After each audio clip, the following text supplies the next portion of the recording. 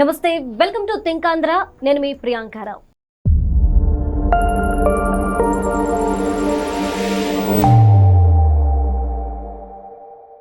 సున్నపు రాయికి ఏవైతే గనులు కేటాయించారో ఇవి ఈరోజు పక్కదారి పట్టాయి. 919 ఎకరాలు అంటే వీటి విలువ వేల కోట్లలో ఉంటుంది. ఇచ్చింది ఒక కంపెనీకి, కానీ వీళ్ళు వేరే కంపెనీకి బదిలీ చేసుకున్నారు. దేనికైతే పర్మిషన్ ఇచ్చారో దానికి సంబంధించిన వర్క్ ఒక్కటి కూడా జరగలేదు. సో అసలు ఏం జరిగింది?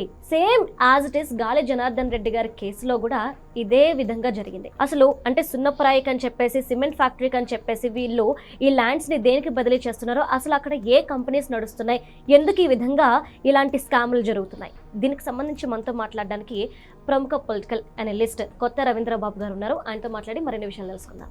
నమస్కారం సార్. నమస్తే ప్రియాంక. సార్, ఒక కంపెనీ కోసం షరతులు తీసుకుంటారు, గనులు తీసుకుంటారు, కానీ దాన్ని మారుస్తున్నారు. వాళ్ళకి నచ్చినట్టు దాన్ని యూజ్ చేసుకుంటున్నారు. దీనివల్ల ప్రభుత్వానికి ఎంతో లాస్ వస్తుంది. ఈరోజు మై హోమ్స్కి సంబంధించిన వ్యవహారం తీసుకుంటే కనుక 919 ఎకరాలని సున్నపురాయి గనుల కోసం తీసుకున్నారు. ఆ గనులు దానికి వాడకుండా దీన్ని మై హోమ్స్కి లీజుకి ఇచ్చారు.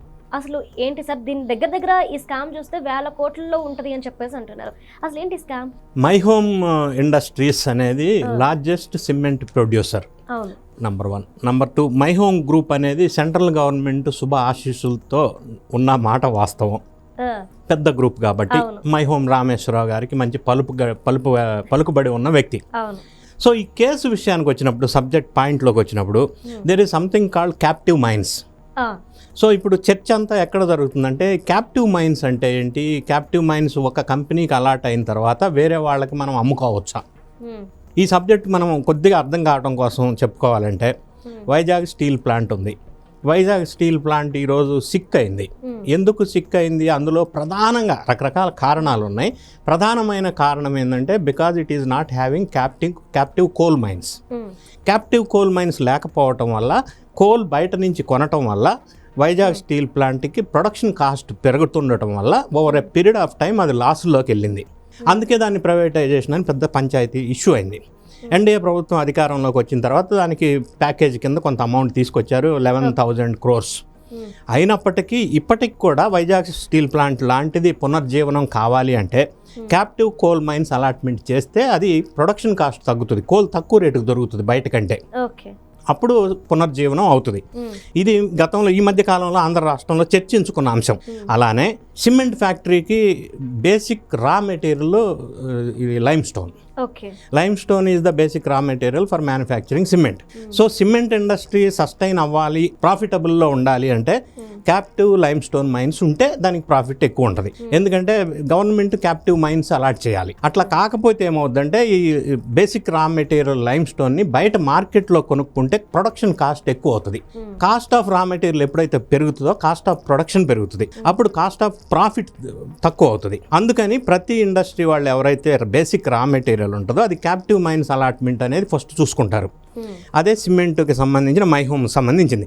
సో ఈ మై హోమ్ ఇండస్ట్రీ అనేవాళ్ళు 919 acres captive lime stone mines వాళ్ళకి అలాట్మెంట్ జరిగింది 2016లో గుంటూరు డిస్టిక్లో ఒక ఏరియాలో. వాళ్ళు ఒక సిమెంట్ ప్లాంట్ పెడతామన్నప్పుడు అలాట్మెంట్ ఇచ్చారు, బేసిక్ రా మెటీరియల్ కాబట్టి లైమ్ స్టోన్. వీళ్ళు ఏం చేశారంటే, ఆ పెడతామన్న ఇండస్ట్రీ 3 yearsలో పెట్టాలి as per the commitment, as per the agreement entered with the government. కానీ 3 yearsలో పెట్టలేదు. ఆ తర్వాత ఇంకొక 3 years టైం అడిగారు, ఆ 3 yearsలో కూడా పెట్టలేదు. మళ్ళీ టైం ఎక్స్టెన్షన్ అడిగారు, అది 2023 వరకు టైం ఎక్స్టెన్షన్ ఇచ్చారు, అయినా పెట్టలేదు ఇండస్ట్రీ. ఇప్పుడు లేటెస్ట్ డెవలప్మెంట్ ఏం జరిగిందంటే, మై హోమ్ ఇండస్ట్రీస్కి సంబంధించి వాళ్ళకి గవర్నమెంట్ అలాట్ చేసిన క్యాప్టివ్ లైమ్ స్టోన్ మైన్స్ని రాధాంకా ఇండస్ట్రీస్ అని వేరే వాళ్ళకి ట్రాన్స్ఫర్ చేశారు వీళ్ళు. సో వీళ్ళు అట్లా ట్రాన్స్ఫర్ చేసినందువల్ల ఈ క్యాప్టివ్ లైమ్ స్టోన్ మైన్స్ వేరే వాళ్ళకి వెళ్ళటం వల్ల వాళ్ళు ఇండస్ట్రీ కూడా పెట్టకుండా అందులో నుంచి లైమ్ స్టోన్ మళ్ళీ బయటికి తీసుకొని వేరే వాళ్ళకి అమ్మటం అనేది అక్రమం. అంటే అక్రమ సంపాదన, అక్రమ ఆర్జన కోసం రూల్స్ని అతిక్రమించి చేస్తున్న ప్రక్రియ ఇది. ఇంకా డెప్త్లోకి వెళ్ళినట్టయితే subject, for example Bharatiya cements ఉంది. Bharatiya cement largest cement producer, అందులో డౌటే లేదు. భారతీయ సిమెంట్ అనేది రఘురామ్ సిమెంట్స్ని ఎక్వైర్ చేశారు భారతీయ సిమెంట్. రఘురామ్ సిమెంట్ వాళ్ళకి లైమ్ స్టోన్ క్యాప్టివ్ మైన్స్ ఉన్నాయి. సో వీళ్ళు యూనిట్ ఎక్వైర్ చేసినప్పుడు లైమ్ స్టోన్ క్యాప్టివ్ మైన్స్ను కూడా వీళ్ళు తీసుకున్నారు. కానీ క్యాప్టివ్ మైన్స్ని వీళ్ళు అట్లా తీసుకోవడానికి లేదు, అది అనాధికారకంగా తీసుకున్నారు. అదొక పంచాయతీ ఆల్రెడీ నడుస్తుంది.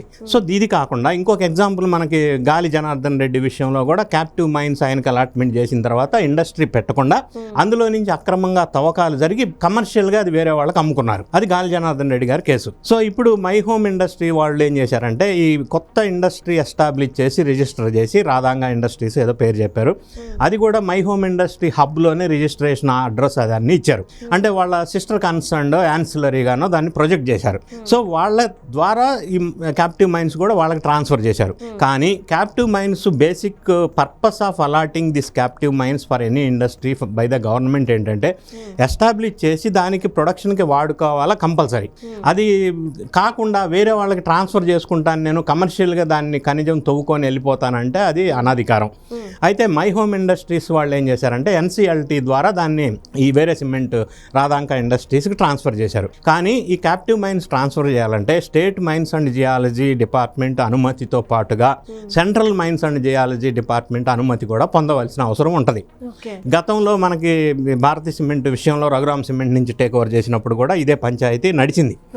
సో ఇప్పుడు చాలా సందర్భాల్లో కొన్ని కేసులు ఇటువంటివన్నీ వెలుగులోకి వస్తుంది. అయితే వీళ్ళు ఎందుకు ఇట్లా చేస్తున్నారంటే ఇది కాస్ట్లీ, ఈ లైమ్ స్టోన్ కానీ ఏదన్నా ఈ మినరల్ అనేది బేసిక్ రా మెటీరియల్ కాబట్టి కాస్ట్ ఎక్కువ ఉంటుంది. ప్రొడక్షన్ కాస్ట్ క్యాప్టివ్ మైన్స్లో తక్కువ ఉంటుంది, గవర్నమెంట్ అలాట్ చేసింది కాబట్టి. సో దాని నుంచి లబ్ధి పొందడం కోసం, అక్రమ తవ్వకాల కోసం, ఎక్కువ సంపాదించడం కోసం ఇండస్ట్రీ పెట్టకుండా ఈ పర్మిషన్ ఆసరాగా తీసుకొని లైమ్ స్టోన్ని వేరే వాళ్ళకి అమ్ముకునే ప్రక్రియ ఇది. దీనివల్ల కొన్ని వేల కోట్లు వాళ్ళు అక్రమంగా సంపాదించుకునే అవకాశం ఉంటుంది, లబ్ధి పొందే అవకాశం ఉంటుంది. ఇవన్నీ చట్ట రీతిలో వీళ్ళు చేయకుండా ఓన్లీ ఇప్పుడు మీరు చెప్పిన మై హోమ్ ఇండస్ట్రీ వాళ్ళకి స్టేట్స్ మైన్స్ అండ్ జియాలజీ వాళ్ళు పర్మిషన్ ఇచ్చారని అంటున్నారు. అదే విధంగా ఎన్సిఎల్టీ నుంచి వీళ్ళు క్లియరెన్స్ తెచ్చుకున్నారు. కానీ సెంట్రల్ మైన్స్ అండ్ జియాలజీ వాళ్ళ దగ్గర నుంచి కూడా క్లియరెన్స్ తీసుకుంటే తప్ప ఇది క్లారిటీ రాదు. వీళ్ళంతటి వీళ్ళు అమ్ముకొని ట్రాన్స్ఫర్ చేసుకొని ఇంకొకరికి చేసుకోవడానికి వీలు కాదు. ఇండస్ట్రీస్ని వీళ్ళు అమ్ముకోవచ్చు, ఇండస్ట్రీని వేరే వాడు కొనవచ్చు, ఎక్వైరీ చేయవచ్చు, అది అంతవరకే. కానీ క్యాప్టివ్ మైన్స్ ఏదైతే అలాట్మెంట్ చేసిందో దానికి మళ్ళీ సపరేట్ ప్రొసీజర్ ద్వారా అప్లై చేసుకొని పర్మిషన్ ఇస్తే తప్ప తీసుకోవడానికి వీలు లేదు.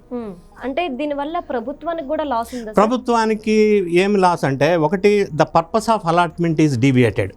ఎందుకంటే మనం గవర్నమెంట్ అలాట్మెంట్ చేసింది ఎందుకు అంటే ఇండస్ట్రీకి ఉపయోగపడటం వల్ల, ఇండస్ట్రీ వల్ల ఎంప్లాయ్మెంట్ జనరేషన్ వస్తుంది. ఎంప్లాయ్మెంట్ జనరేషన్ రావటం వల్ల ప్రభుత్వానికి ఆదాయం పెరుగుతుంది. రెండోది ఇండస్ట్రీ రన్ అవటం వల్ల స్టేట్కి రావాల్సిన ట్యాక్స్ ఎక్కువ వస్తుంది కాబట్టి సంపద సృష్టి జరుగుతుంది. ట్యాక్స్ రూపంలో గవర్నమెంట్కి మనీ వస్తుంది ఇండస్ట్రీ నుంచి. సో దానివల్ల స్టేట్ ఇన్కమ్ పెరుగుతుంది కాబట్టి ఇది పర్పస్ అది. కానీ ఈ సొంతగా వీళ్ళు ప్రొడక్షనే లేకుండా, ఇండస్ట్రీయే లేకుండా వేరే వాళ్ళకి అక్రమ రూపంలో దాన్ని అమ్ముకోవటం వల్ల ఆ కొన్న వాళ్ళు అమ్ముకున్న వాళ్ళు లబ్ధి పొందుతారు తప్ప గవర్నమెంట్కి రావాల్సిన ఇన్కమ్ రాదు. అది గవర్నమెంట్కి ట్యాక్స్ రూపంలో రాదు, సెస్ రూపంలో కూడా రాదు. దానివల్ల గవర్నమెంట్కి పెద్ద ఎత్తున నష్టం జరిగే అవకాశం ఉంది. ఓకే, అంటే ఈ క్యాప్టివ్ అనే వర్డ్ చుట్టూనే ఇప్పుడు ఈ ఇష్యూ అంతా కూడా తిరుగుతుంది. ఈ క్యాప్టివ్ అనే ఏదైతే మనకి నేమ్ ఉంటుందో ఈ వర్డ్ తీసేసిన తర్వాత ఎన్సిఎల్టీ ఎలా వీళ్ళకి పర్మిషన్ ఇస్తుంది? ఎన్సిఎల్టీ పరిధిలో ఉన్న అంశం ఏంటంటే నేషనల్ కంపెనీ లా ట్రిబ్యునల్. అది కంపెనీలకు సంబంధించిన వివాదాస్పదమైన ట్రాన్స్ఫర్స్, ఎక్విజిషన్స్, మెర్జర్స్ ఈ ఎన్సిఎల్టీ పరిధిలో ఉంటుంది. ఫర్ ఎగ్జాంపుల్ జగన్ రెడ్డి గారికి సంబంధించిన సరస్వతి ఇండస్ట్రీస్ ఒకటి ఉంది. అది ఆస్తుల పంపకాల విషయంలో ఎన్సిఎల్టీకి వెళ్ళారు. అంటే కంపెనీలకు సంబంధించిన డిస్ప్యూట్స్ రైజ్ అయినప్పుడు దాని పరిష్కారం కోసం ఎన్సిఎల్టీ ఉంది. అది దాని స్కోప్ అది. కానీ captive mines allotment, transfer of captive mines, ఇది is a different subject which exactly will not come under the purview of NCLT.